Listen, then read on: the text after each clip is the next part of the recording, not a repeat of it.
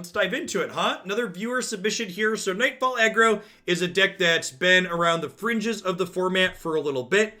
This deck popped up very early in the format. It was a deck that when people were first exploring the Targon cards, it saw a little bit of play.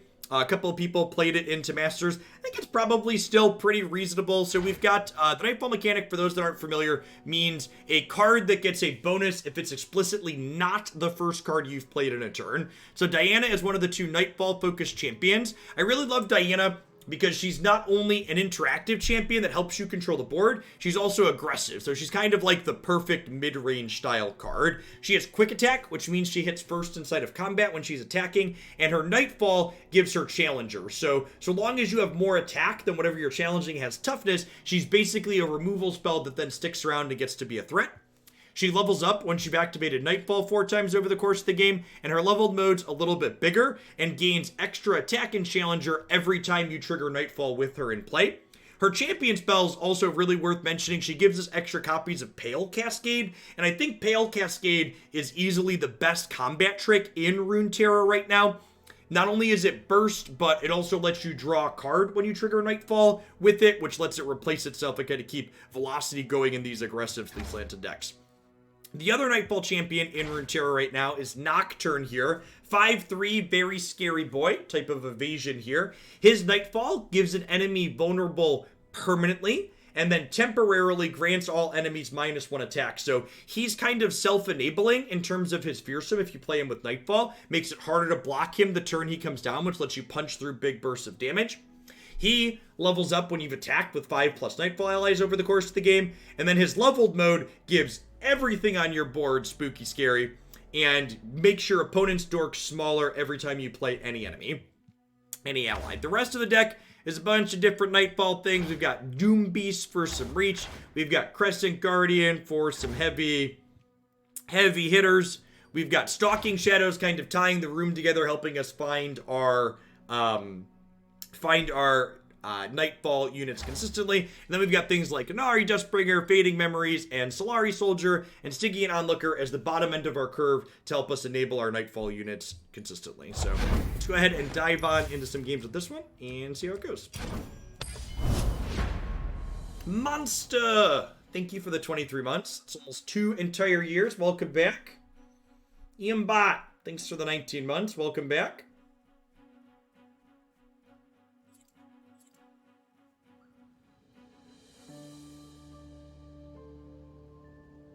If I'm going to be honest, I feel like the only thing that would make me want to willingly go back to look at Magic, they can't just have one good ban list cycle at this point. I feel like in order for me to feel like this is worth my time and I should reinvestigate it, they're gonna need to have like an entire good season. Like, I just like getting excited every time they ban one thing in that game only to realize there's 1,000 other issues with their game is just like really disappointing. Oriental Trendle Sajani, probably something controlling. I think I'm mulliganing Doom Beast. I'm going to keep these other cheap threats in Enabler.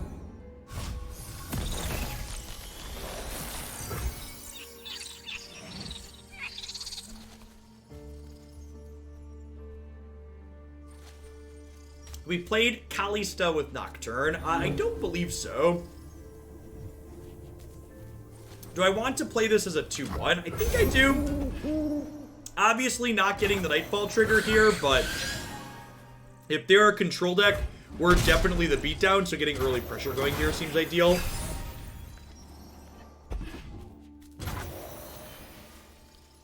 I think I go ahead and just Fading Memories this here as a Nightfall enabler for Lunari Shadestalker. So this is an ephemeral unit till end of, for now, which is nice.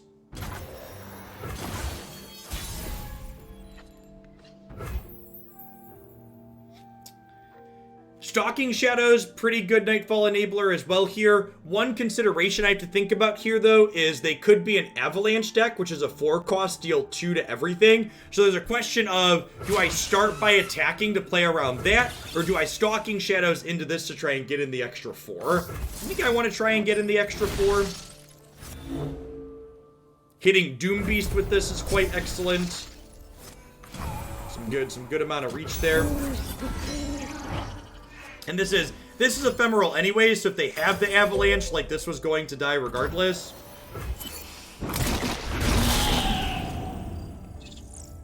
Because of how Riot is as a company. Fuck off. Whatever the cost.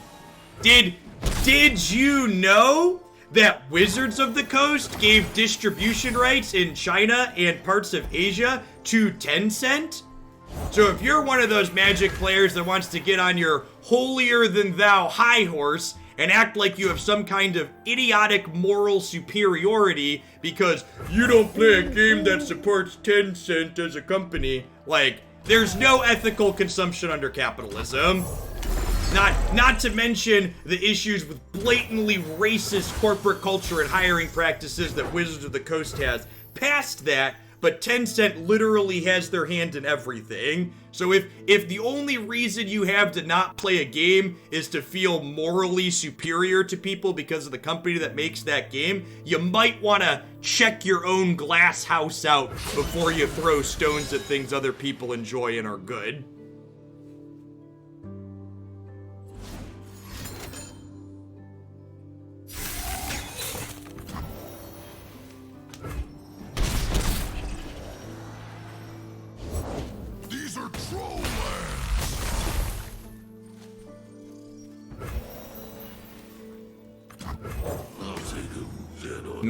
Magic players, chat. Magic players.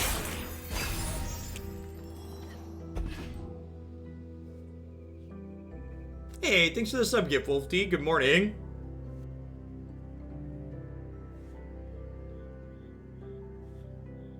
It's okay to be like, I don't care for Runeterra, the gameplay's not for me, or I don't have time for other things. Like, all of those, in my opinion, are very reasonable positions to have to not want to play something new.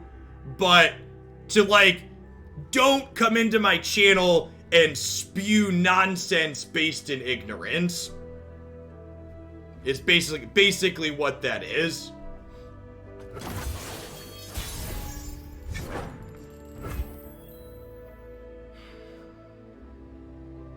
Maybe I'm supposed to make a play last turn.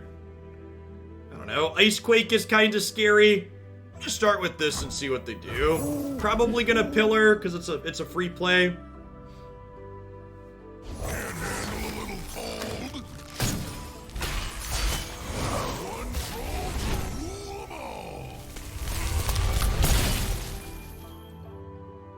Yeah, and that's the other thing too. Like that, it really made me chuckle. I play Raid Shadow Legends, which is an incredibly predatory mobile game, but I had a bunch of Magic players jump down my throat for playing that on stream before, because how could I promote such a predatory product that promotes gambling? And I was just like, y'all are legitimately insane.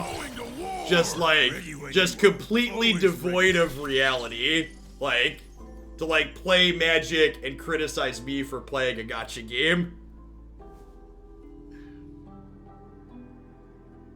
Like, it really is.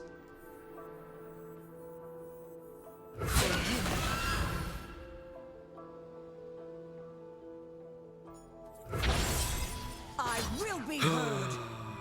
Come, a new Oh, I can attack with this and hook the Ice Pillar at least, right?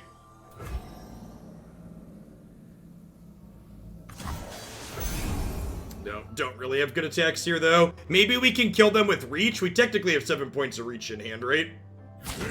And, like, things dying does damage with Everglade Collector, so we're definitely not out of this game just yet.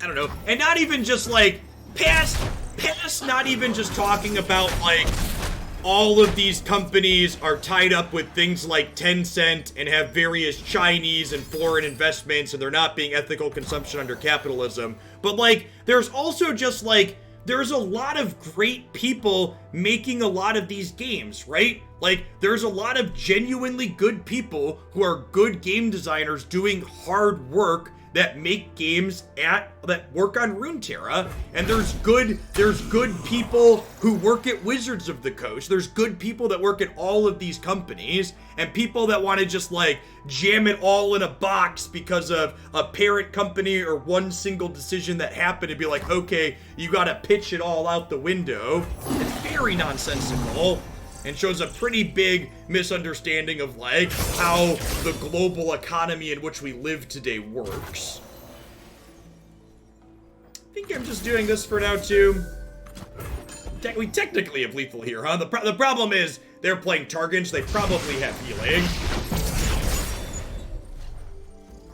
All right, we're cooking with gas. We're cooking with gas. This one is notably ephemeral. Let's remember that. There's a Nightfall enabler. Bow to your king. This is gonna be fun. Yeah, that's the other thing, right? Like, people talk about how companies are bad at people. Twitch is an Amazon subsidiary. Like, I don't like Jeff Bezos. Billionaires are incredibly unethical and shouldn't exist, but I'm sitting here doing my job so I can feed my family and pay my mortgage. I'm making Jeff Bezos money. Everybody watching this stream and every other Twitch stream is making Jeff Bezos money. This is how the world works. And like, does it kind of suck? Yeah, it kind of sucks. But like, you know, you can acknowledge reality and be like, okay, we can work to fix this while acknowledging the reality of what it is. Like that, it's like that cartoon that goes around, right? Like, oh, you dislike society, yet you participate in it. How curious.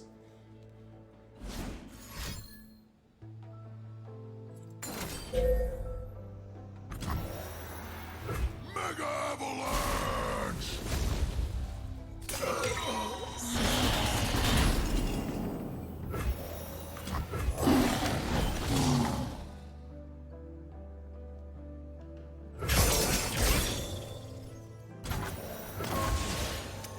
That was definitely a large avalanche. Doom Beast, Doom Beast, Doom Beast, Doom Beast, Doom Beast.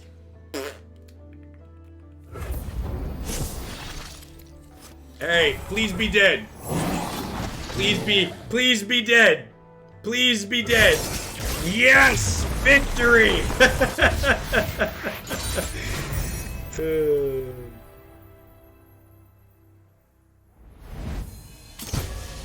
Hashtag sometimes lucky. Sometimes they don't have the star shaping, chat.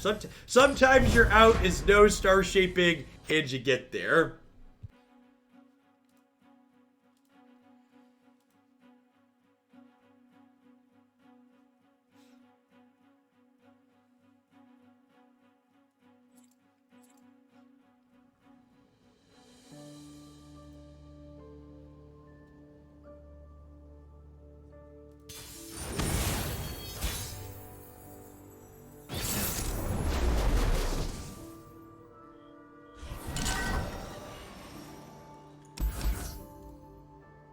Misfortune Gangplank. Huh? Is it crazy to keep one of these? I think I'm gonna keep one of these against the aggro deck. I'm gonna keep Stalking Shadows as a Nightfall enabler.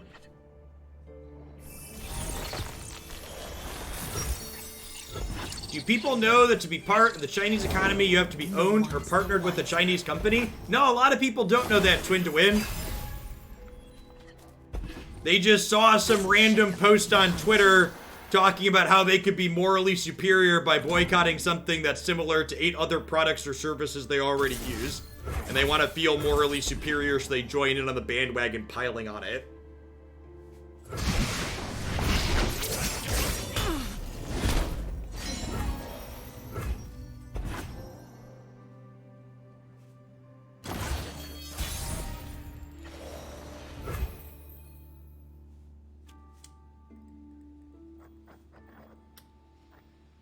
I'm gonna Stalking Shadows into Stygian here.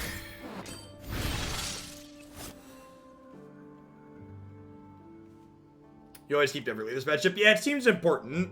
Duskbell actually seems pretty good here. Springer. So here's an interesting thought. What if I play Diana here, and then if they make no play, I just end the turn?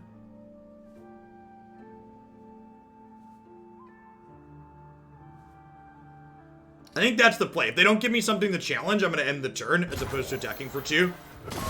This just burns their mana. It means they start the turn with no board. I think we're the control deck in this matchup. Which means knowing role assessment in Runeterra is huge.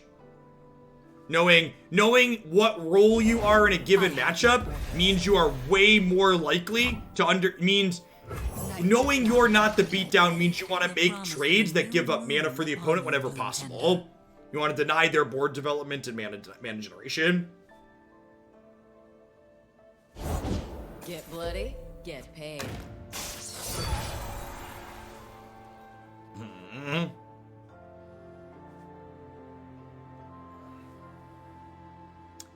think I'm probably bastioning this turn. They'll never see it coming. Boom. I was expecting them to hook here. If they hooked here, I was gonna bastion. I'm just gonna let these trade now, I think. Debit. Invisible to the ignorant. Yeah, I think that's probably an accurate assessment. Disconnect from dreams. In most of the aggressive matchups, we end up being the control deck. Bless the faithful and sear the heretics. Diana's gonna get to level this turn, so we'll get to play Stygian here as Nightfall 3, and then she'll be Nightfall 4, and we'll get to hook this inside of combat. Or maybe a Misfortune if they play it out.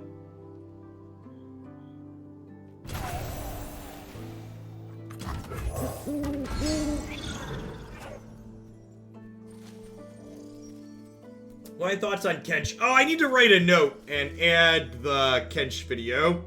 Kench seems really sweet. I think his design overall is fantastic. I like that he's like a build-around champion instead of just like a generic good stuff card. I think there's a lot of neat synergies to build around him. The day Kench came out, I forgot to upload it as a separate video. Queen, the night, her kingdom. Need to do that. Correct. China's current position in the world is 100% a result of late-stage capitalism. Unfortunately here, I don't think I can afford to give up my attack this turn. Last time I gave up 2 points, this is a lot of points. I think we gotta take this attack.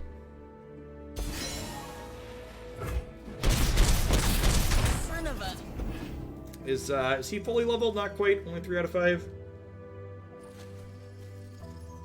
The fact that it goes in like 3 different regions with synergies with all of them. Yeah, I completely agree, Silence. I also really like the fact that like a couple of those regions are regions that Bilgewater doesn't often pair with. Like, for example, Bilgewater Targon isn't really a thing, and Kench is going to encourage people to build in that direction. Lovely day for a battle. Lovely day for a battle.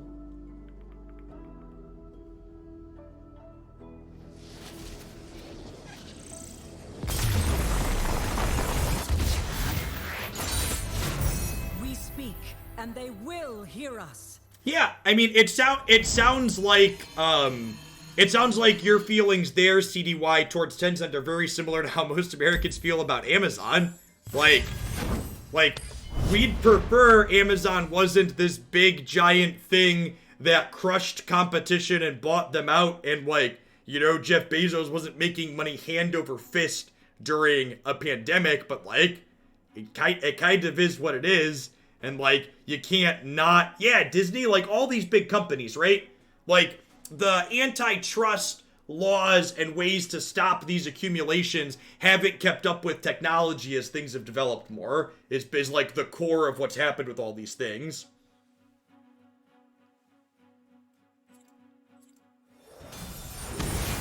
The next card reveal should be in 22 minutes, right?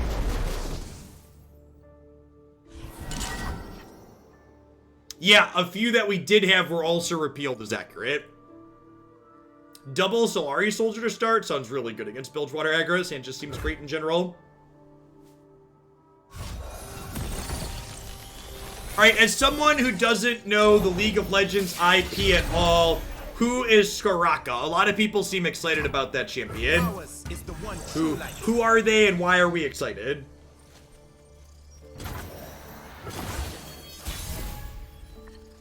She's a unicorn girl that heals. Okay. Bless the faithful and sear the heretics. I have my orders. Follow the horizon.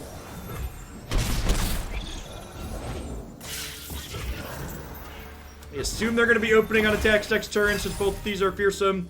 Honestly, if they open on attacks, am I supposed to Bastion and eat a spider? I think I'm supposed to Bastion and eat a spider here, right? Just play defense. Again, we're the control deck in this matchup.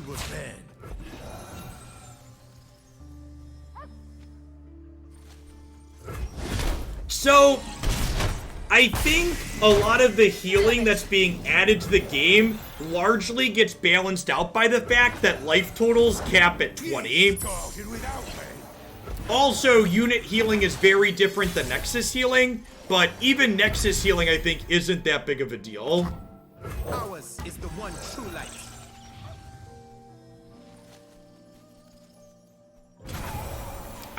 So here's the thing, Aimbot. Even the sexual harassment stuff surrounding Riot, I'd encourage you to educate yourself on that and get informed about it, because that happened years ago at this point, and the company changed many of their corporate policies and culture things to fix what happened because of that.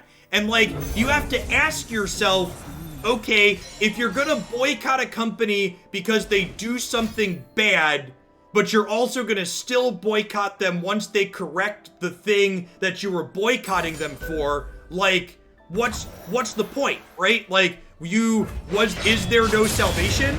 Like, all of these big companies have scandals at some point like that, and you can't just stop all of them. You should look at them and look and go, okay, did they change and did things improve?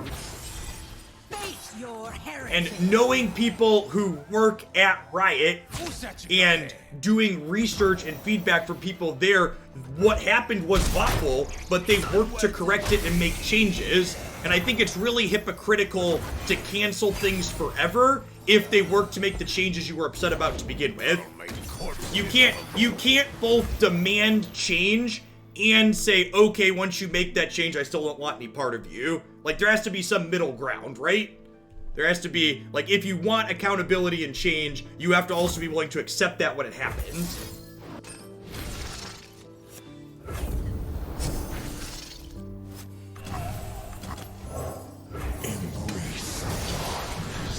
Even a full moon has a dark side. Because I agree, from that perspective, I was off Riot Games for a while too when that happened. And I looked up and did research on that and talked to people there before I got into Runeterra a few months ago.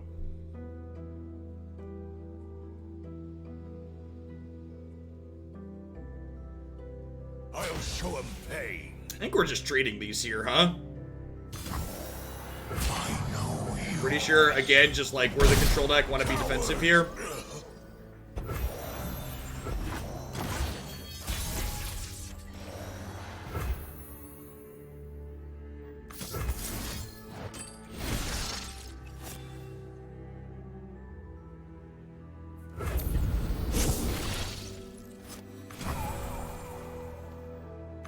Unseen, unheard, the new moon conceals. Now, they have this keg.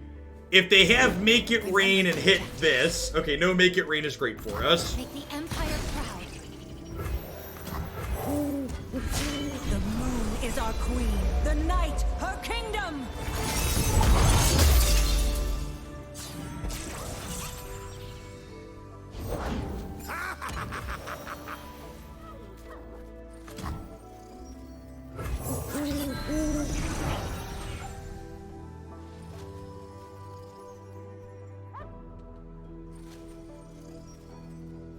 Are they dead? There's a good chance they're dead here, right? We're gonna Fading Memories this, play another one. Diana will challenge their 3-power thing, and then all of these are fearsome. And this is elusive. So I can, like, block this, take 14 potentially.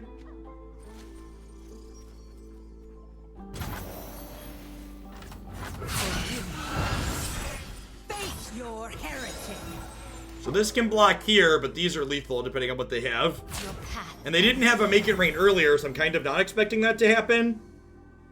They could have like a deal, they could have a deal 3 here, so they could like have a deal 3, they take 10, go to 2, and I go to 8. They only have 1 card left then.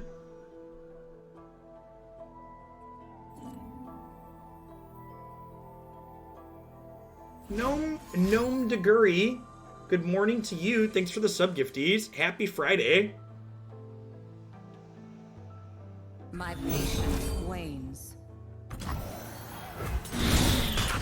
I am not familiar with that particular instance. Flaming Swag? No. Not sure what that refers to.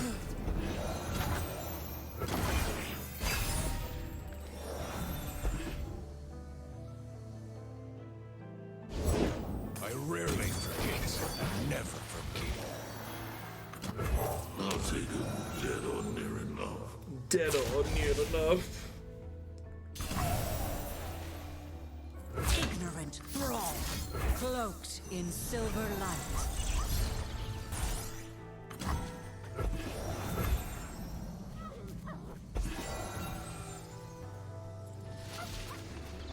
That'll do, pig. That'll do. A full moon casts her light across the land. Oh gosh, chat, are we gonna is this, you know, I'm gonna be honest, chat, I'm a filthy casual. Is this the rank before Masters, or are we still 2 away from Masters? I'm gonna profess to be honest, and that I don't know what color this is. Are we 1 off of Masters or 2? We might accidentally get there with viewer submissions. Is this Diamond? Yeah, I think you're right that this is Diamond, right? Okay. I don't know, we'll probably lose a couple. We'll see. We'll see. Maybe this is the one. I think this deck seems good, so I think it's got, if we hit some more, the Pirate aggro matchup seems okay. Alright, different aggro deck. Jinx, Draven. Let's see how that goes.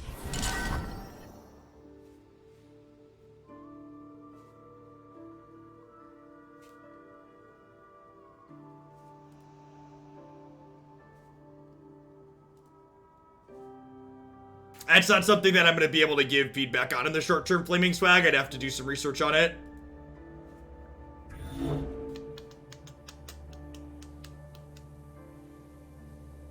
I'm mulligan Nocturne, looking for some enablers. I think I'm going to keep these 2 as cheap plays.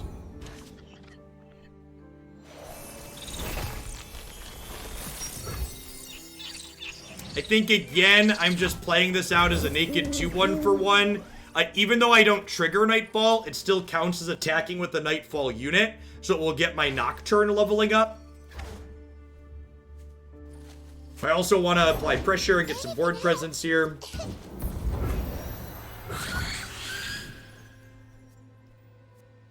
think I'm okay with this trade.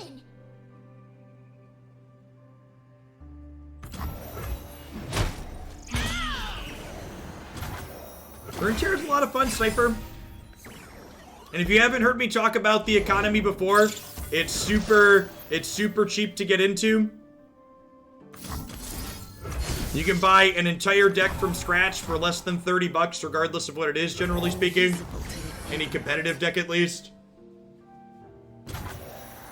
The top end for this deck. You can see the deck on the overlay on your screen, but Neverglade Collector's the top end.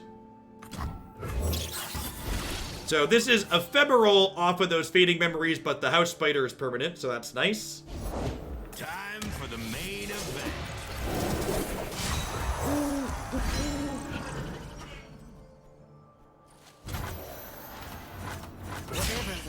No reason to attack my 1-1 into these here. This is obviously ephemeral, so I don't care if it attacks it and bumps off of her.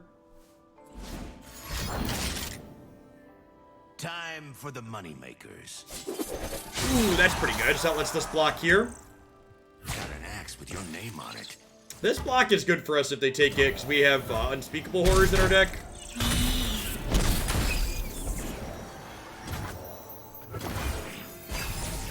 I mean, if you're unemployed right now, not only is it cheap, but the free-to-play is actually practical, unlike a lot of these card games end up being.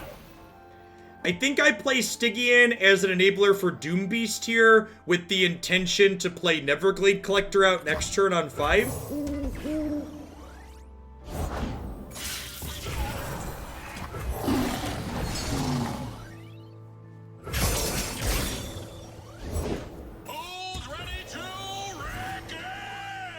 That's really good. Axes coming right up.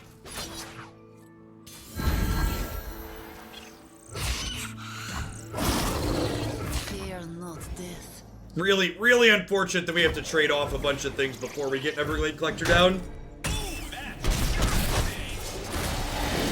Saying it costs $30 to make a deck sounds horrifying, but yes, you're rewarded for... So, Ramp, you probably knew here, but telling a Magic the Gathering player that they can build any competitive deck they want for 30 bucks is the complete opposite of horrifying.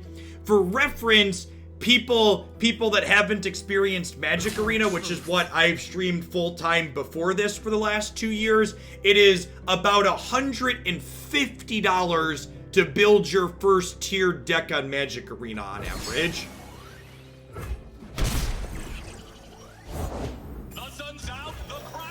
So, I know to people who are used to Runeterra or like some other games, like saying 30 bucks sounds like a lot, but coming from the other digital versions of Magic, trust me, it's not. it's a selling point. Yeah, and that's even before you get into paper Magic, which is even a whole different bowl game past that. What's the worst that could happen?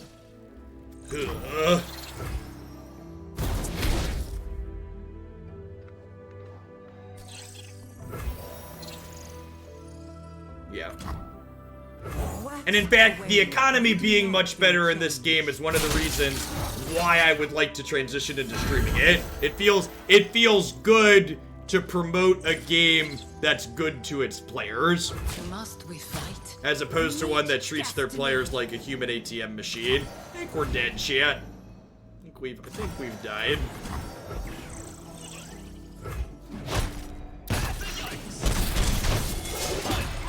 Why didn't I play Nocturne to reduce their attack? Because you only reduce their attack if you have Nightfall, and I didn't have Nightfall.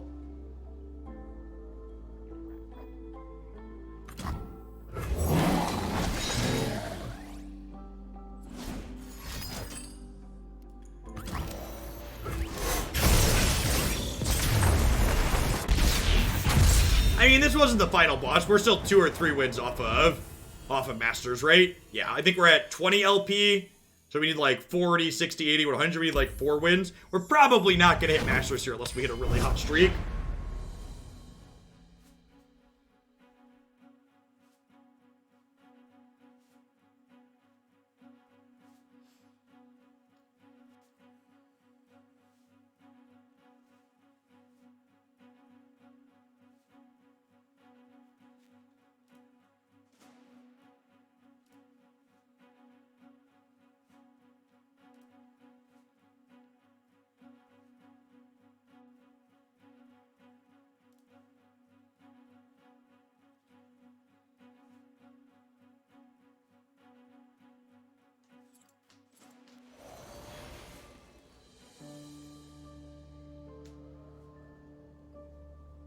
If you want a quick overview, Sniper, Tolarian Community College put out a good video, but the in-game tutorial in this game is also just fantastic. Just like loading it up and playing the tutorial is stellar. Pretty good way to get into it. Nocturne Diana. All right, we got a pseudo mirror here, actual mirror. Maybe not a 70, maybe not a 40 card mirror, but close to it. Definitely keeping Diana here. Honestly, I kind of want to mulligan all 3 of the others to try and find a cheap enabler for Diana.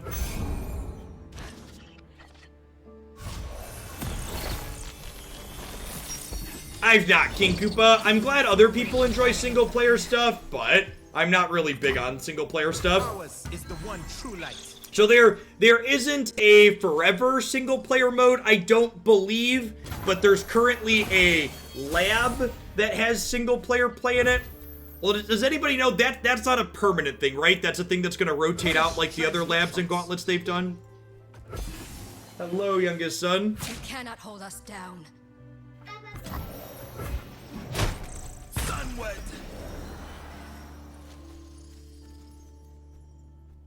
It'll rotate. I feel like they'd probably be smart to get something like that. Like, if they did the work to get a PvE experience in, I feel like they'd be well suited to, like, make something like that more permanent. Night flowers upon my blade. Even if they wanted to, like, adjust the rewards it gave long term.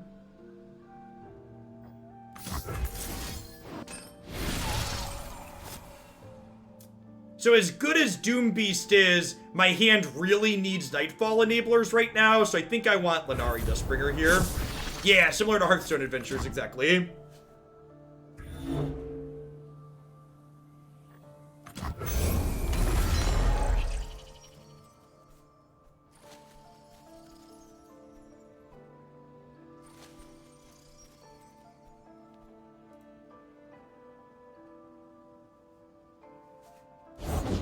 Find your own light within the darkness. Yours is a light I cherish. They have a Pale Cascade here. I will be heard. I see we're getting Pale Cascaded. It's unfortunate. Our light grows brighter. Hey, sounds good, Blake. Hades already is going to be guaranteed on the schedule for next week, so I will apply that to the following week's voting when it comes up again. Only a fool would enter battle unprepared.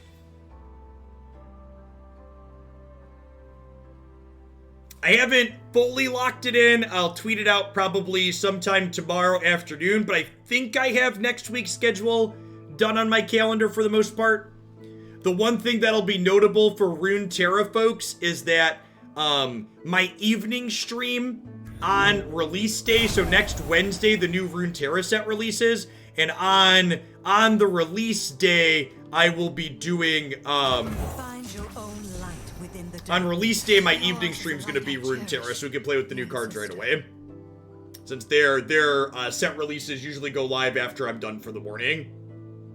I think usually they go up about 11 or noon Central Time.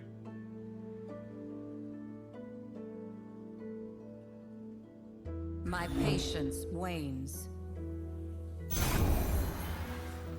No more hiding. I'm not going to challenge here because I don't want to get got by a Bastion or another Pale Cascade.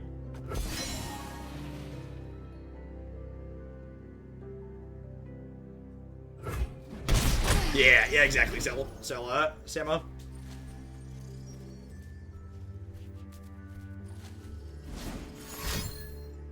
All beauty. Yeah, I prefer Hades on the controller too. I've actually been I've got my Nintendo Switch hooked into my capture card now, so we've been doing Hades on my Switch.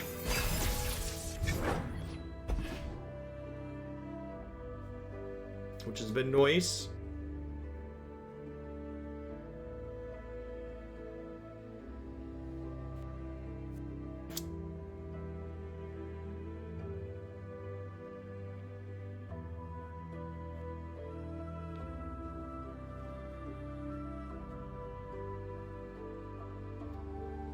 Try and refresh your stream, Sama, if you got a bit of delay. Sometimes the longer you watch, the more delayed it gets.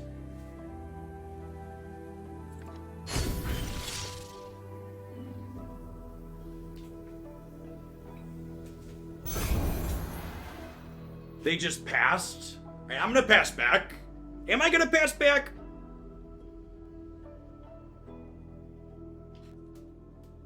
Am I? How do we feel about Petal Nocturne here?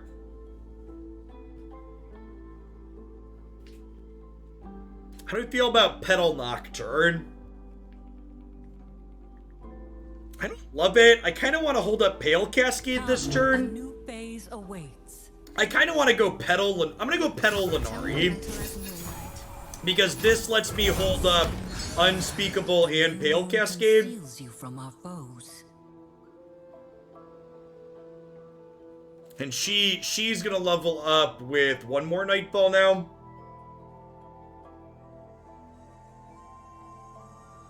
They have to play 2 Nightfall cards at this point to level her and give her Challenger. Find your path in the dark and follow no false light.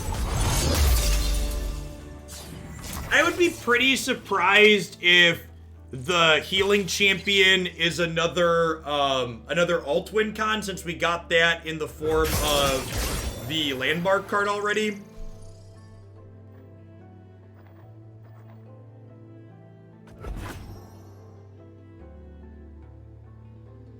No more lies.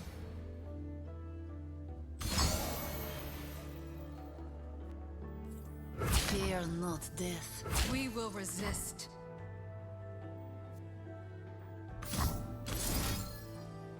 Our light grows. The moon is our queen. The night, her kingdom.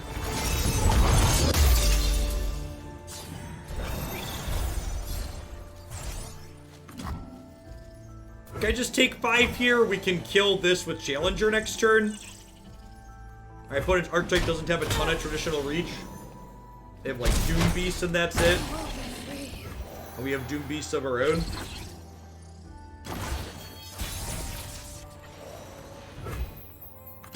Night flowers upon my blade. The promise of a new moon upon you, Bloom Tender. Alright, we'll pull that up and give some thoughts on it here after this game is done.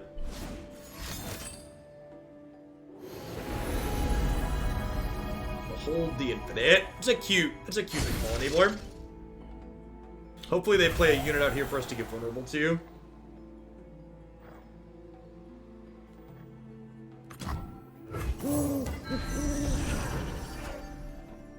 I'm gonna play this out first, trying to bait them into playing something else out for us to Nocturne.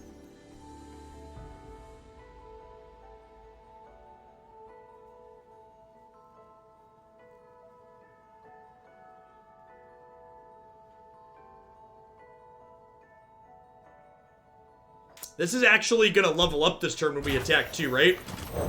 Because we have 1, 2, 3, 4 Nightfall things. Full moon has a dark side.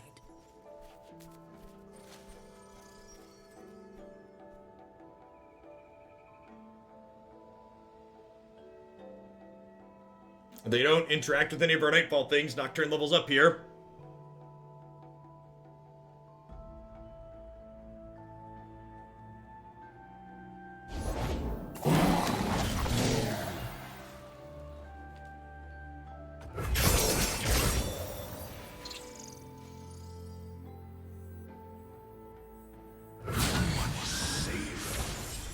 I will be heard. I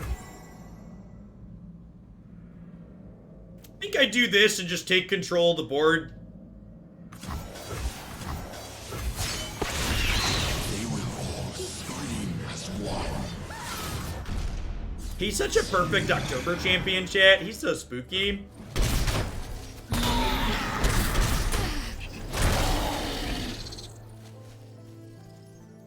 Super far ahead at this point. A little bit low on life, but like I've got gain 4 in my hand basically.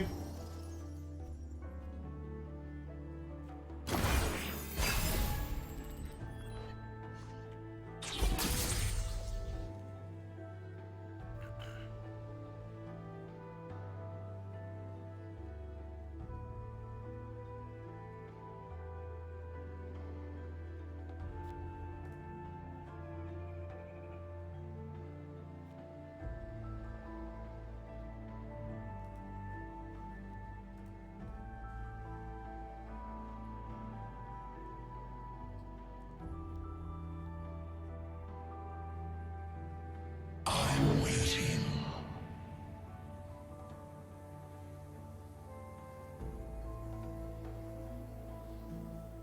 I was taking a walk around the neighborhood with the boys the other day, and there's a lot of people with skeleton and Halloween decorations up. They were really into. It's kind of sad they're not going to get to go trick-or-treating because of the plague this year.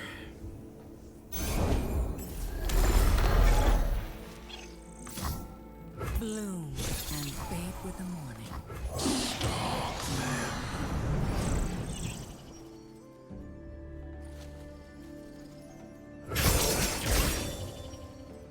Oh, right. When I play units, it shrinks theirs as well.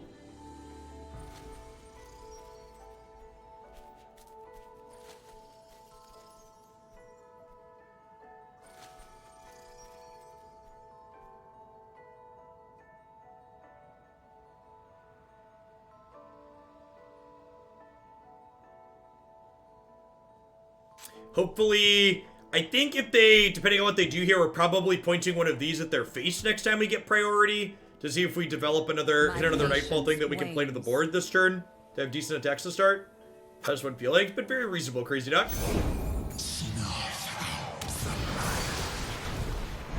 That's pretty good. Am I playing this? I might just wait. I'm gonna pass for now.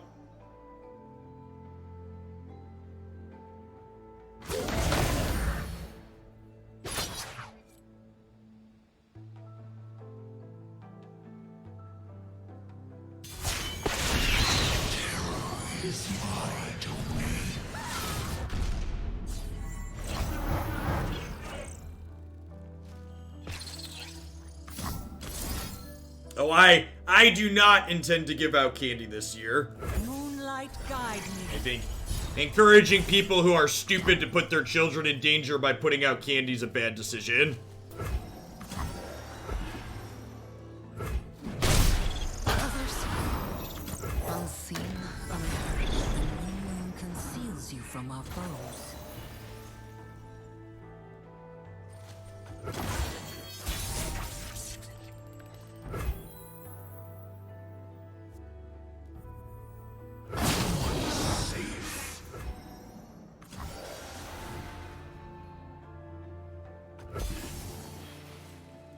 But Jeff, I built a trebuchet for a reason. I know you.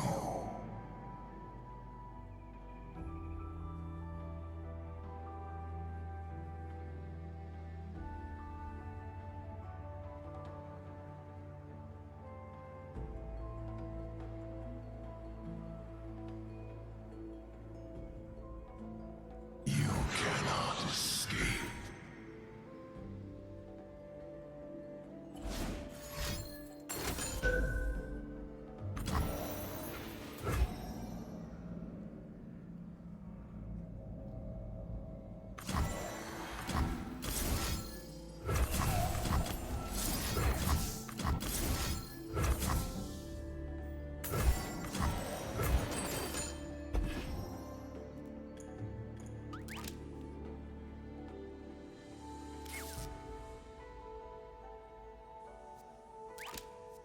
So weak.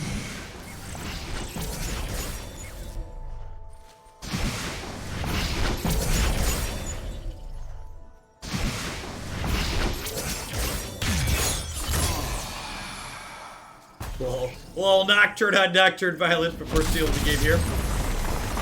Alright, let's pull up our new champion, huh?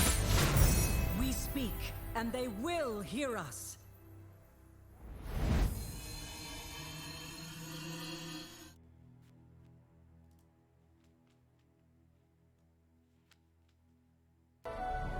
This world has such great potential. 3-drop, 1/6. Support, heal me and my supported ally 4. You've healed damaged allies 4+ times. So she can theoretically level herself in 2 attacks. So she's pretty quickly self-enabling, with the asterisk, obviously, that you need to have things that are damaged in order to be able to heal them. So again, looking back to those Bilgewater cards that hurt themselves.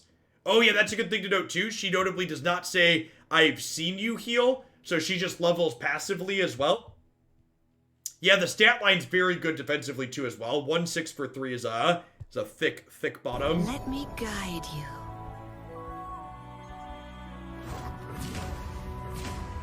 How is your flock, little shepherd? They're stronger every day, just like me.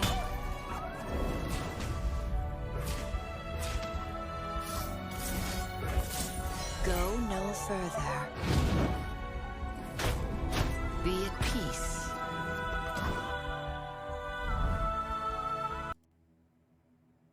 We've seen this one already. This was one of the previous spoiler days. Landmark heals Viola. Possibilities are infinite. The first time you heal a damaged ally each round, draw a card. Okay. Yeah, I mean, she seems great with the heal landmark, lets you win the game. Gives you a constant flow of card advantage.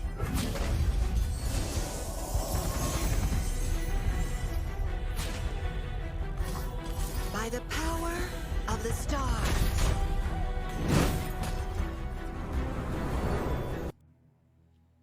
The landmark feels like more of a champion than Sakura herself. I mean, Sakura's kind of interesting because she's not really a payoff in and of herself, right? And I don't think we've seen a ton of that as far as champions go. A lot of the champion cards feel like they're the payoffs as opposed to, yeah, she's like an engine or enabler card, right? So that seems fine. It's a different direction than a lot of the champions that we've seen. Yeah, she's also only a 3 cost. Listen, chat.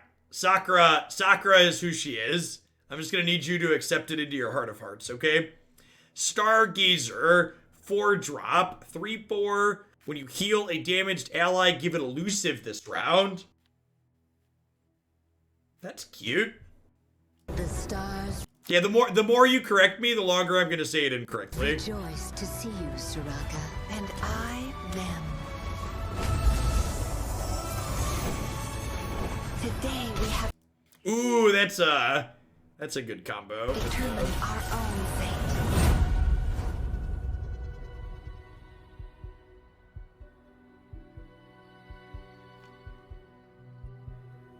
There's a few extra cards not in the video on Twitter.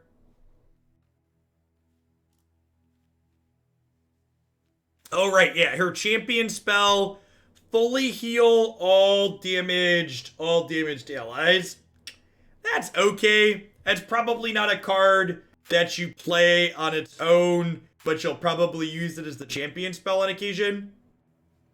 Astral Protection. Heal an ally 4 and then grant it 4 toughness. That seems fine. Yeah, so Sakura / Fiora sounds really sweet. You could even play Fiora with the landmark that heals things every turn. So you could have like double alt win cons in your deck. Yeah, the double alt win con deck sounds sweet. This is probably fine. Can see that being a playable trick.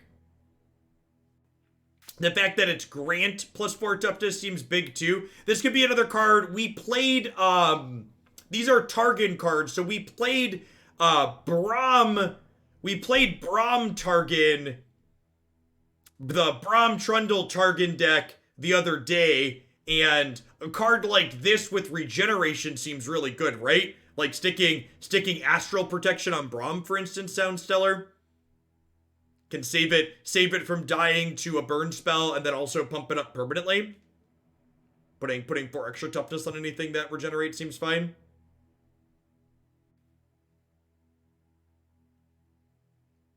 Yes, the rules text on regeneration is heal the unit at end of turn equal to the damage on it. So regeneration triggers both of these things. Yeah, regeneration is healing, so cards that regenerate will have good synergy with this healing theme as well. Alright, let's dive back into a couple more games here, huh? See if we can luck our way into Masters. Yeah, Soraka Trundle sounds good too.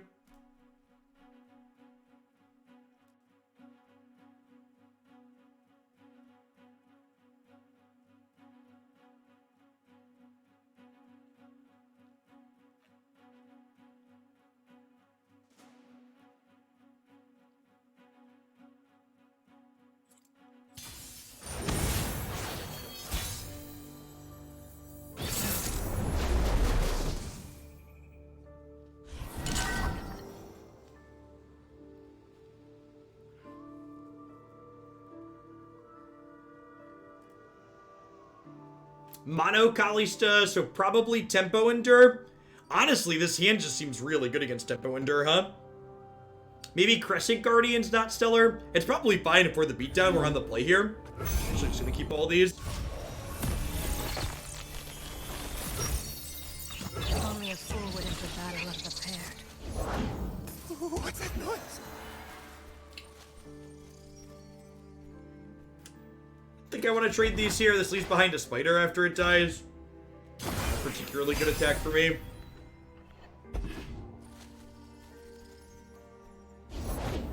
Oh, yes. She does our visitors.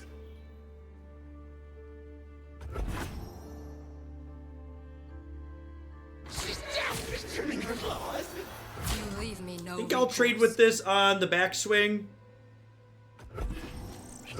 This leaves behind a 4-3 when it dies, so we don't really want to block there. I'm going to bank Spell Mana this turn, and then next turn we can go Dusk Petal into Lanari into Diana.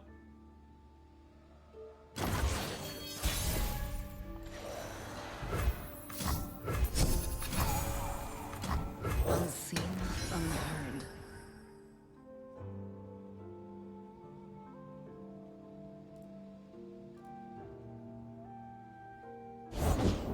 That egg. Did it move? Embrace the night.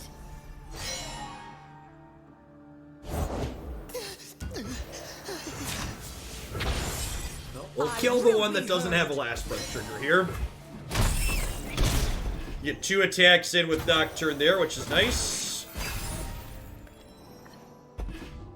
Duskbringer is perfect. We'll get to go Duskbringer into Crescent Guardian this turn.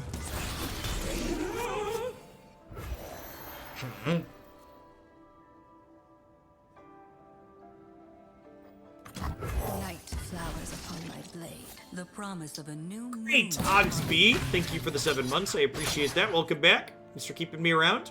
I think I'm gonna block here. I guess I'm gonna Nocturne next turn, and these will have minus power. I'm gonna go ahead and Unspeakable Horror here to keep Diana alive, and then probably just bank these other 2 mana this turn.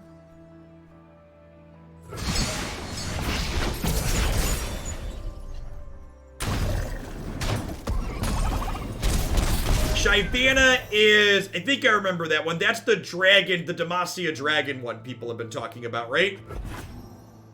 Or is that a different one? I thought I remember. Okay, yeah. A couple of people have been talking about that last season. So expecting that to be a thing. Sisters.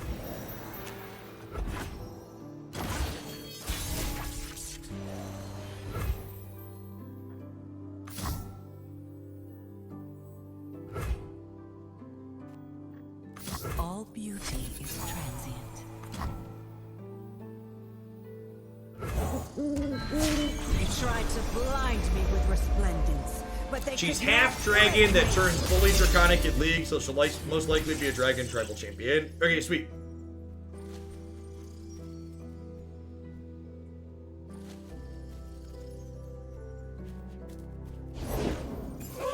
We weren't expecting callers. Can I kill them this turn?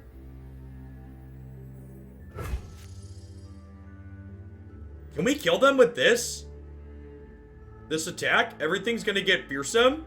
We can hook this here with this. Come, a new phase awaits.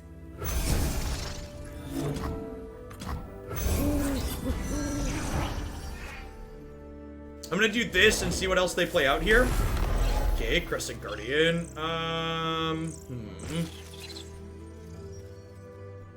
Probably don't have lethal then.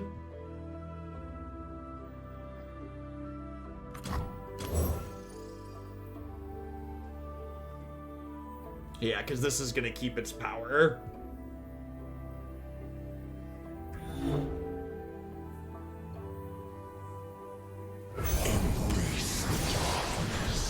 Even a full moon has a dark side.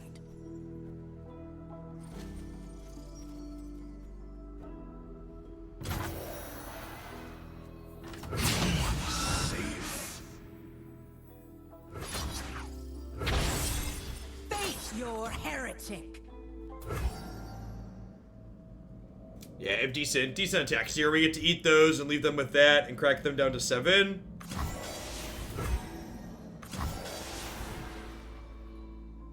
It's unfortunate they had another thing that could block my fearsome stuff.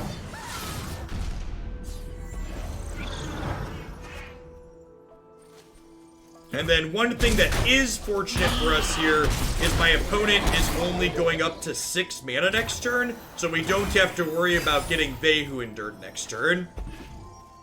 And if they don't open on attacks, I get to shrink all their attackers with my first unit play because of Nocturne's text. We shall not rest until all. Raise your weapon, Sunwind.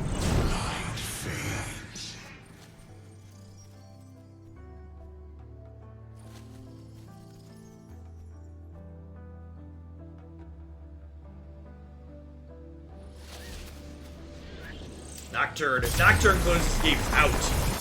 He is slick. The nightmare never ends.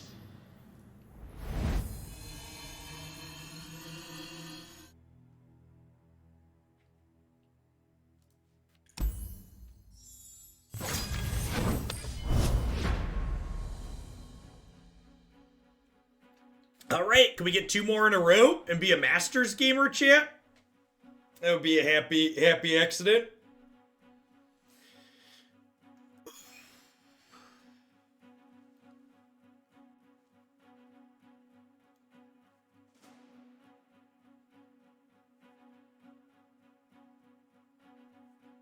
I say are some of the most fun decks I've played in any card game. I don't know, there's been a lot of great ones over the years. Tempo decks tend to be my favorite, so like things like the Twisted Fizz or Twisted Diana decks that are up on my website right now are probably some of my favorite style of deck.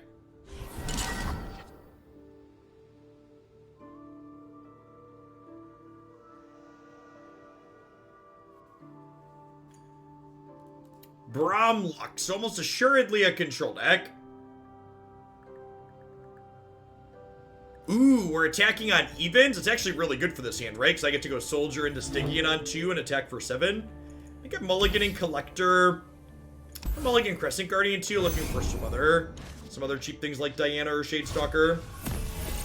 I said Masters Warning with Twisted Fizz. Yeah, it's a really good one. Hey, Magic Modi, thanks for the sub 50. Good morning to you. I appreciate the support. Thanks for keeping me around. Raise your weapon, Sunwind.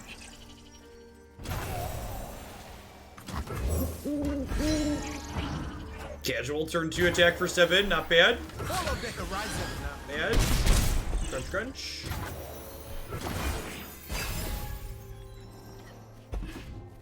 Fading Memories is a phenomenal draw.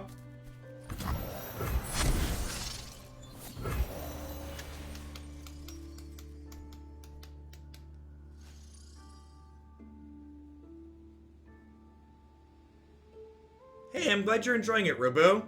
Yeah, I'm hoping to make Runeterra my new permanent content home. It's been a lot of fun. It's reminded me of the things that I love about card games for sure. Am I doing this turn?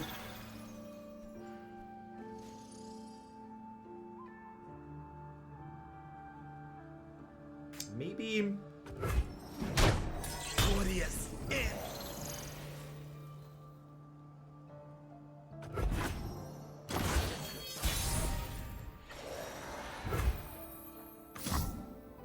We open on this here. And then we get to Diana. By the moon's crescent blade. Now, a concern here is they are Freljord, right? So they could have frostbites.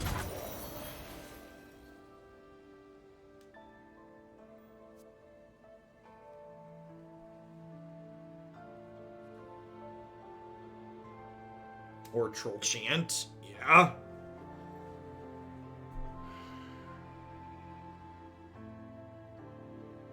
Yeah, do I preemptive Bastion? I kind of like that, actually. Back to LOR. Back to LOR would imply that I ever stopped. I've been doing Runeterra content almost daily for going on 4 months now. For the month of October, though, I am attempting to do only Runeterra stuff and no magic stuff. I'm doing some variety stuff in the evenings too, but attempting to see if I can make the jump from magic to Runeterra and still do Twitch as a job. We'll see. Transitioning to other games is rocky. You have single combated my 2-1. You have single combated my 2-1.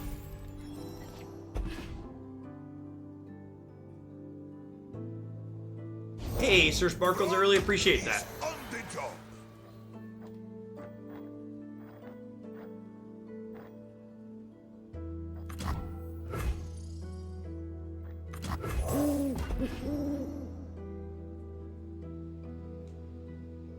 Time for talk. This is fun, yes? Maybe it's wrong to play this because I could Pale Cascade this one. I kind of wanted to get Doombeast down this turn, though. The moon is our queen. The night, her kingdom.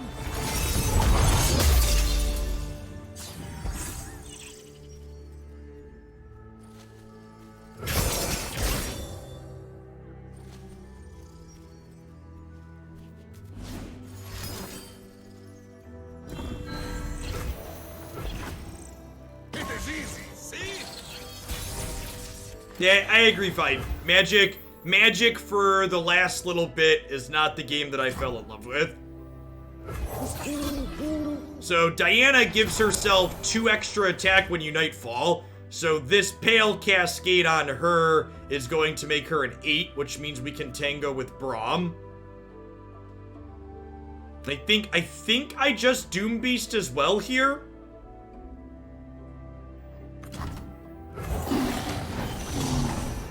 And that's gonna make her a 10, so we beat Troll Chant and Elixir. Don't be sad, my friend. Our light grows brighter.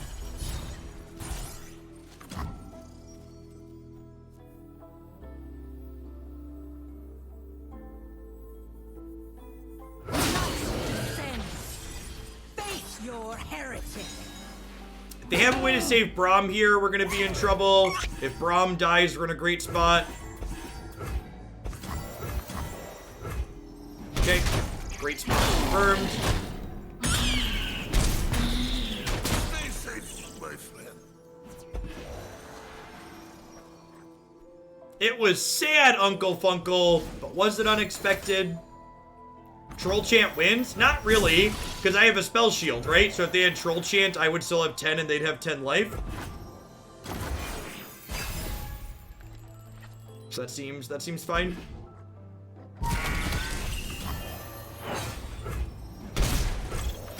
Night flowers upon my blade. The promise of a new moon upon you, Bloom Tender. Yeah, there were some earlier turns where Troll Chant would have been very good, but we were past that point.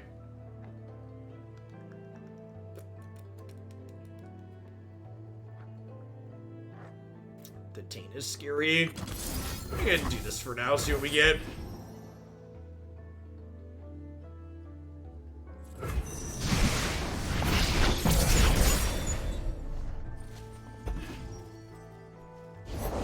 Their guilt is evident. Okay, so now I need to Nocturne so that way this can't challenge this.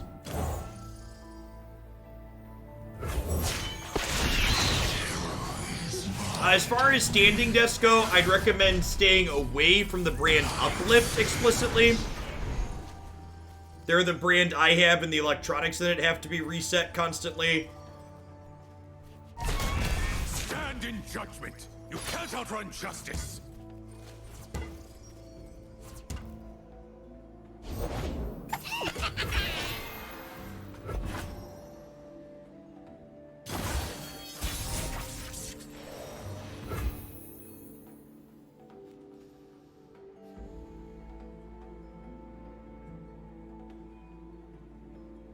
So they're gonna get to detain this, is just like the TLDR of it.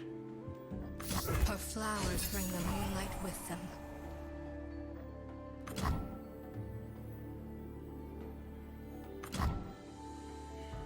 You know, they're Freljord, they could have a sweeper. And Neverglade first.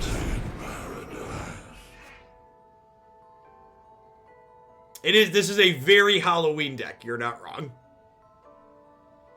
Hopefully this gets to sneak by and be lethal.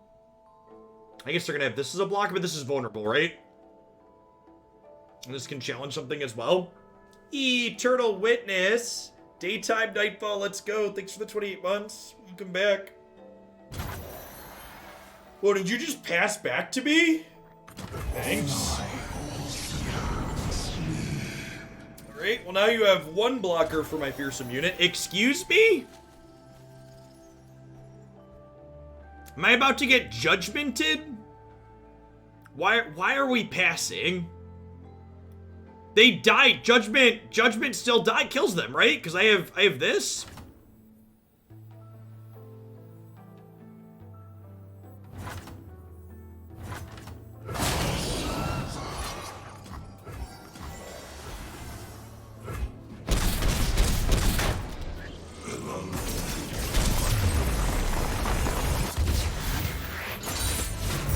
Hey, listen, chat. We're two matches. We're 2 matches off of Masters here, okay? We'll take those. Take those.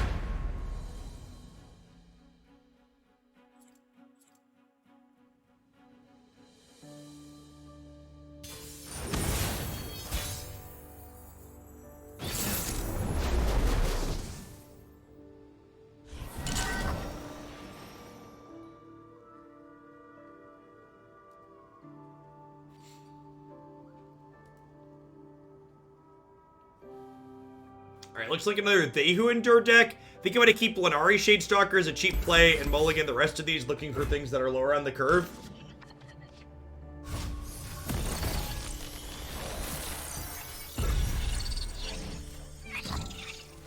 Ours is the one true light. Hey, good morning, Jurassic. Happy Blur's Day. Isn't Neverglade slow here? Yeah, that's why I'm mulliganed it. Follow the horizon. You mean slow in the deck or slow in the matchup? It's definitely slow in the matchup. It's been fine in the deck. Provides you a little bit of extra reach at the top end of your curve, which is nice. This felt good. This is probably a bank spell mana turn, and then we'll go this into something this turn.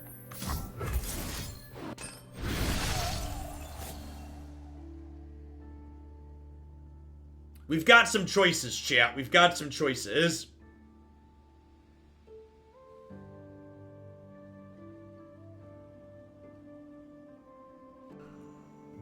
I kind of need a Nightfall enabler. Well, I guess I could use Bastion proactively. The Shadestalker is pretty appealing. I'm gonna take the extra Shadestalkers. Unseen, unheard.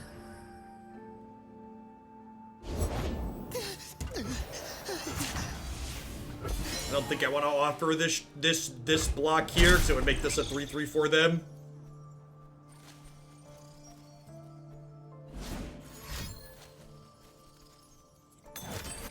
Charm.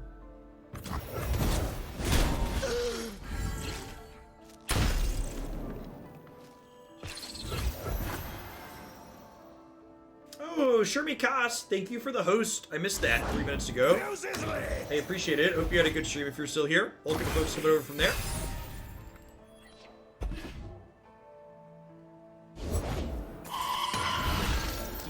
alert things up.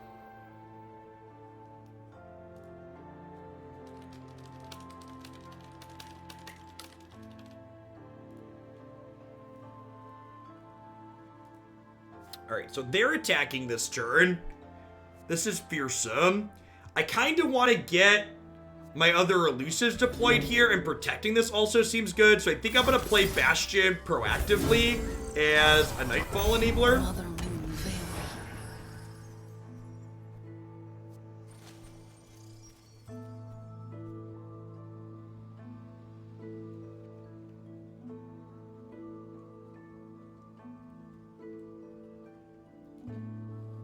At any cost!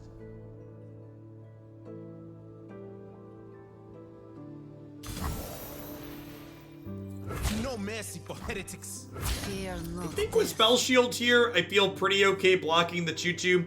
A lot of their removal only deals 1 damage, so, like, even if they pop the Spell Shield, it's still not in a ton of danger of dying. I want to make sure I leave myself in a position to be able to race with my elusives. A little bit of life gain here, but I don't want to fall too far behind.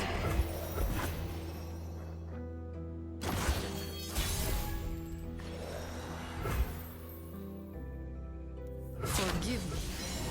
How's Nocturne felt? Nocturne's been sweet. Card's really powerful.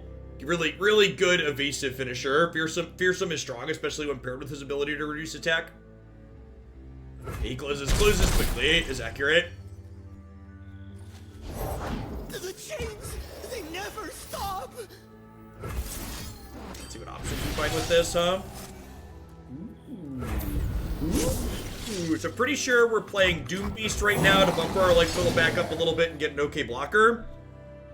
Then we should be pretty well set up to close out next turn, hopefully. They're still 2 turns off of... They're still 2 turns off of They Who Endure, which is good.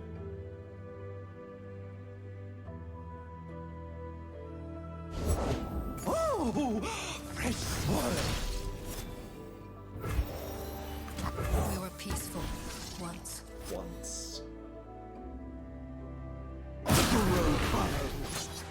Is there a way to know which card's been revealed to the opponent? Unfortunately, there is not. One of the things the client definitely needs is something that Arena does, which gives you that little, eye next to your cards that your opponent has seen.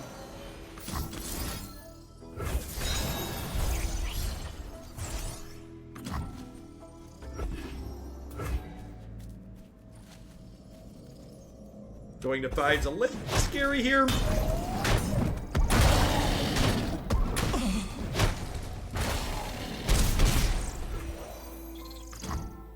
This is not ephemeral, right? This is ephemeral. This is ephemeral. Darkness hides in my path.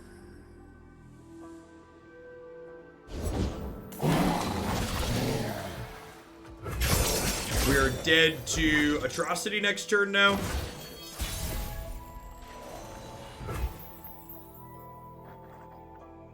Which is unfortunate, but it is what it is.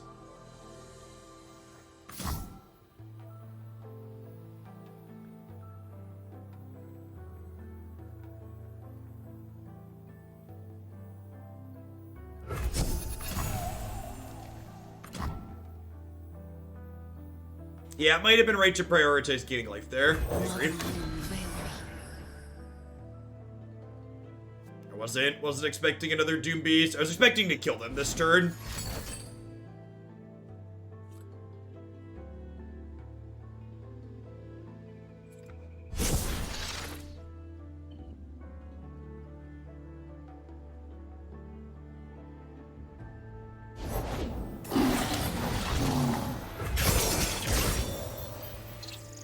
Well, that means we're dead, right? I don't think we're beating Quad Doom Beast regardless.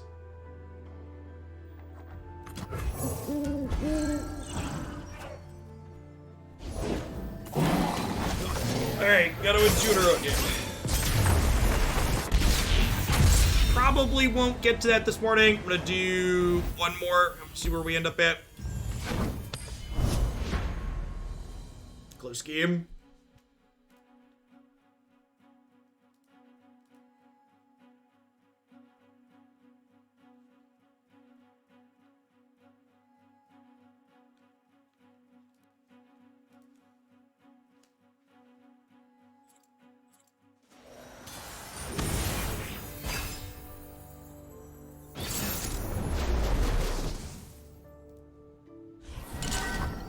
Misfortune Lucian. It's an interesting combination.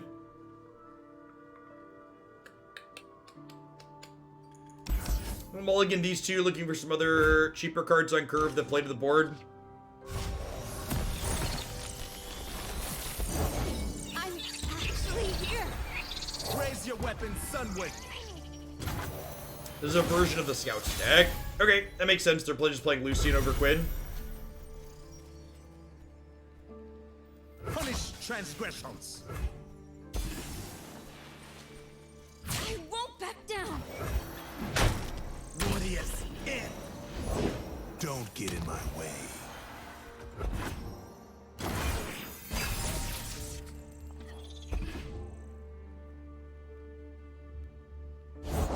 Fortune favors the bold.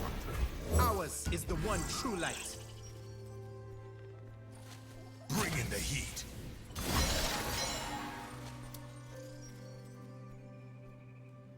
The guilty will bear. By Bastion here, this ends up as a 3-1, right?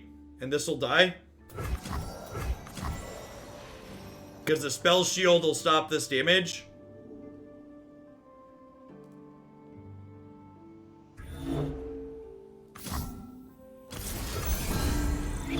That's the play.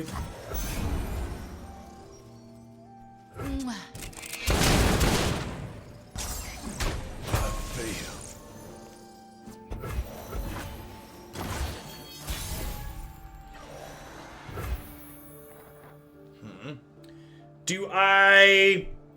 Do I just play Nocturne here in terms of being resource efficient? I kind of don't hate that. Like, obviously it's not going to get the Nightfall trigger, but I kind of like going Nocturne into Neverglade Collector. He's still a 5/3 with Fearsome, and he's going to start leveling himself by attacking. I think this is better than going, like, Stygian into Shadestalker. Dangerous water. No one is safe.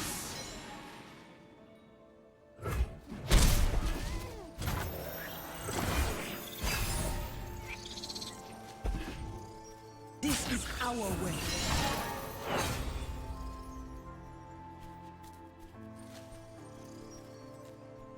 I know you.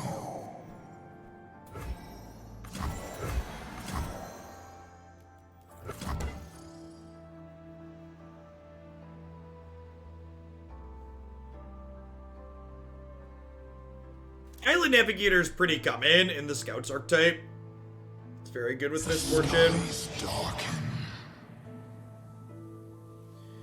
I think I'm just playing Collector this turn, so I'm going to take this hit.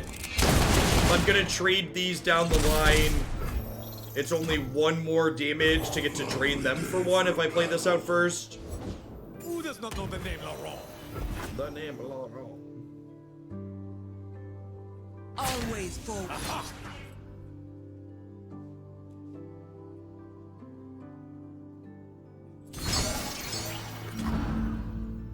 Oh, it's Fearsome. Rude. She is one away from leveling here.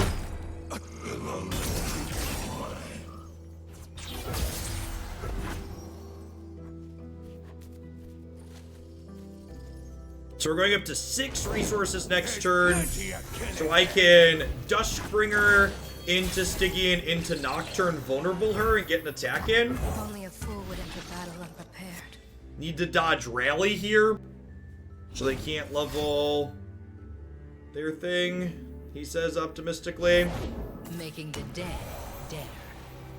Okay, and now we're gonna play Nocturne out here before Stygian, so that way if they do have a rally, we can kill Misfortune before they get to attack. I think they have the rally and elected to play her first.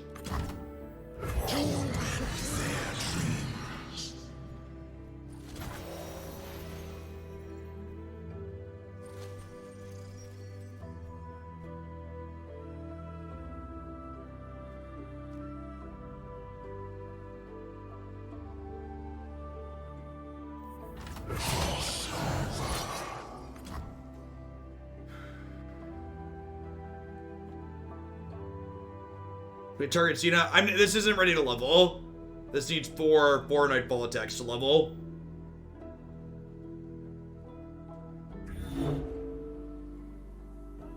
We've only got 2.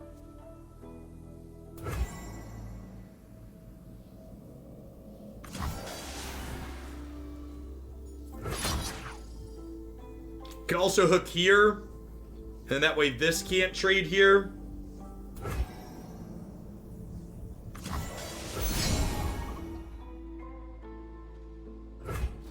Yeah, Bibbo, Runeterra has no predatory loot box to acquire cards from.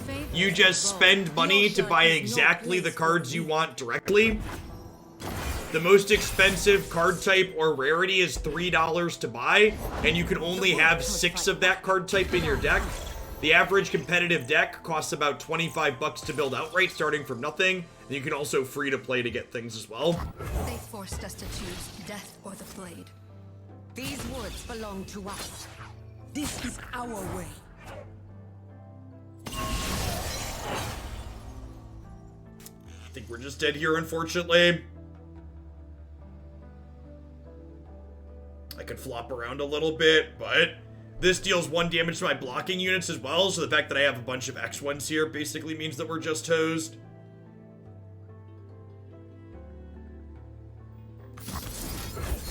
This and see what we draw at least.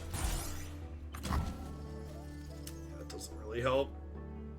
Yeah, Elmheart's very good. I mean, Elmheart's fine. Like, Misfortune is the thing that's beating us here, right? Like, if I could have blocked profitably, we would have okay things. But I just don't have profitable blocks.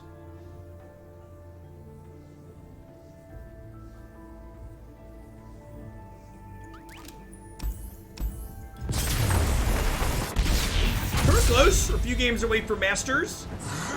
Maybe we'll get there next Monday. We got Monday and Tuesday stream to potentially hit Masters before the reset. It resets on Wednesday, right? Am I correct or am I crazy? When the patch drops, ranked resets.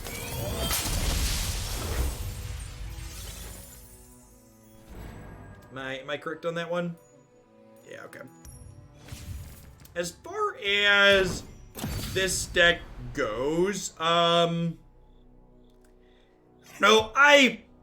so this archetype for the most part, there's limited enough Nightfall cards at the moment that this deck, for the most part, feels like a pre-con to me. Like, it's kind of cookie cutter in the cards that you play. Like, the non-Nightfall core in the archetype is like, we're playing a couple of Neverglade Collectors here at the top end. We're electing to play Fading Memories and Solari Soldier as cheap enablers, but like, for the most part, this deck is literally just like, fill the deck editor with Nightfall cards that are aggressive and click go. One thought that comes to my mind is, looking at how some of those games played out, I wonder if Neverglade Collector here at the top end is actually better than Cygnus. I think this card was kind of okay before they buffed it, and since they buffed it, it's now like a 5/3 that gives something elusive till end of turn, and I feel like this card's probably worth trying at the top end. Like, 6 is a lot for an aggressive deck, but like, having a couple copies of this Defined can be really good, especially when you like pair this with Diana, for example. So like, when Diana's leveled, she gets 2 attack when you play a Nightfall card. So if you like play Cygnus with the Diana out, you get 10 power worth of elusive, which is a lot of reach to jump up and close the game out with. This is a little bit better against like sweeper effects, obviously, but would Prankster fit better for reach? I don't think so. This card, the fact that, I know that this card's cheaper, but the fact that Neverglade Collector has actual power is a big deal. Like, the fact that this is an 0/3 and just literally doesn't do anything on its own means it's just, like, not particularly reasonable, I don't think. Yeah, that's a good observation too, Quaddle. You could sometimes play You can sometimes play the Night Stalker on 5 because of the Night Petals. So you can spell bad against other aggro decks and would often get blown out. Yeah, but I mean, like, to be fair, Sama, this card's not really that good against other aggro decks. Like, the aggro decks in this game largely outstat this, and we really don't want to be trading our units off in general in those matchups. So, like, this is basically a slot in my mind that's like your top-end reach. And while this card's definitely not good at playing defensively against aggro, I think this card's elusive is more likely to steal you races out of nowhere than Neverglade's Collector text is. In a lot of ways, Moonstalker has a lot of similarities to the closing power of Nocturne, while being a little bit more expensive, obviously. Nocturne frequently comes down, shrinks their board, attacks, levels up, and makes most of your board unblockable. And I kind of think Moonstalker's an effect that does something very similar to that, while obviously on a less grand scale. I also like that Moonstalker is findable via Stalking Shadows. So, like, even just playing one of it, you're gonna find it somewhat consistently in the games where it matters. So I like this as like a touch of reach. It's like also a Nightfall card at the top end of the curve. I think that would be the only thing I would try. I think the rest of the core is pretty straightforward, and I think I would prefer this to the top end rather than Collector. D. Brian, thank you for the 40 months of support. I really appreciate that. Welcome back. Thanks for keeping me around. At any rate, that's going to wrap up for my stream for this morning. I really appreciate all of the new subs and gift subs and people that stuck around, especially if you were from Shermie Koss host this morning. I will be back this evening for people that aren't used to my schedule. I've been doing variety segments in the evening, so I'll be back about 7 hours from now. We're going to be playing an older puzzle game called Psychonauts tonight that one of my subs had submitted. Saturday and Sunday, I am taking off of Runeterra in the mornings, but I will be live in the evenings. We're going to continue our Horizon Zero Dawn playthrough Saturday night, and then we're going to play some more Zelda Breath of the Wild on Sunday. And then Monday, I'll be back with some more Runeterra. Wednesday is release day, so I am flipping my schedule next Wednesday a little bit. I'm going to do variety in the morning and Runeterra in the evenings, because usually the Runeterra set releases sometime around like 11 or 12. So rather than like doing some Runeterra on the old cards right before the new one releases, we'll do variety here, and then we'll do new cards in the evening. Then I'm going to do a little bit longer streams on Thursday, Friday when we have new cards to explore. Remember, if you have any sweet decks with the new cards you'd like to see added, you can submit them on my website there. Yeah, we're going to play some Hellblade Senate Sacrifice next week too. So I think the schedule is pretty much locked in. The votes on variety games were pretty well set. So everybody stay safe out there wherever in the world. Hopefully see some of you around this weekend in the evenings. And if not, I'll see you Monday for some more Runeterra. Peace, folks.